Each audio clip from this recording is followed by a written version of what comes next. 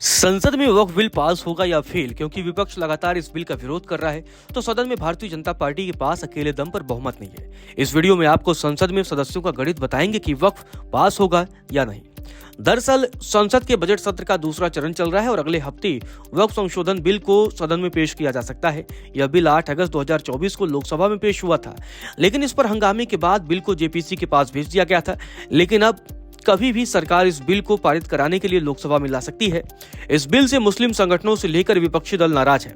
उनका आरोप है कि सरकार बिल के जरिए वक्फ की संपत्तियों पर कब्जा करना चाहती है।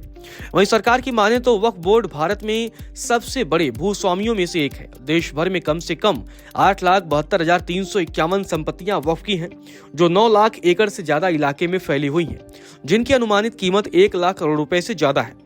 वक्फ बोर्ड भारत के सशस्त्र बलों और भारतीय रेलवे के बाद सबसे बड़ा भूस्वामी है। सरकार का आरोप है कि वक्फ संपत्तियों और वक्फ बोर्डों में भ्रष्टाचार काफी ज्यादा है और इसे सुधारने के लिए ही वक्फ संशोधन बिल लाया गया है। संसद में विधेयक पारित कराना सरकार के लिए चुनौतीपूर्ण नहीं रहने वाला, क्योंकि बिल पहले से ही जेपीसी से पास होकर आ रहा है। वहीं 542 सदस्यों वाली लोकसभा में सरकार के पास पर्याप्त बहुमत है और ध्वनि मत के अलावा अगर बिल पर वोटिंग भी कराई जाती है तो सदन से यह बिल आसानी से पारित हो जाएगा। लोकसभा में फिलहाल एनडीए के पास 293 सांसद हैं, जिनमें बीजेपी के 240 सदस्य शामिल हैं। वहीं कांग्रेस के 99 सांसदों के साथ इंडिया ब्लॉक के पास 233 सांसद हैं। इसके अलावा कुछ सांसद निर्दलीय जीत कर आए हैं, तो कुछ ऐसे हैं जो एनडीए और इंडिया ब्लॉक किसी का भी हिस्सा नहीं है।